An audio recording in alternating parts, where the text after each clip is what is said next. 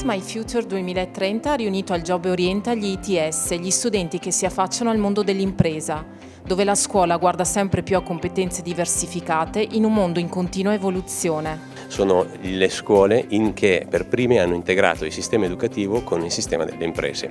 Questo gli dà una grande capacità di concretezza, di flessibilità e di risposte veloci e adeguate al cambiamento tecnologico che questi ragazzi dovranno affrontare e anche all'innovazione didattica che ne consegue.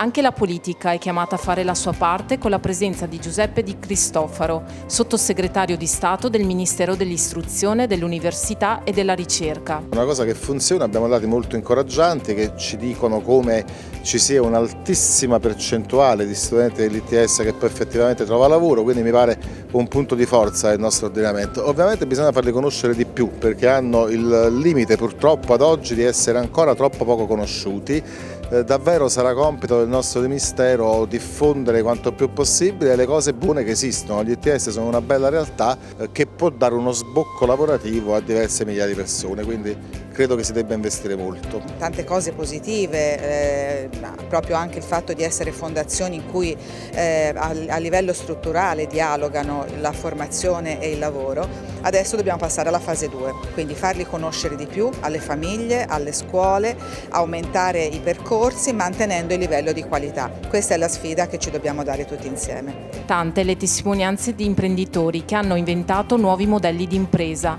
ma anche un esempio dell'impresa che verrà con Carlos Pignattani, corsista ITS Academy Meccatronico Veneto, con il progetto Apollo 19.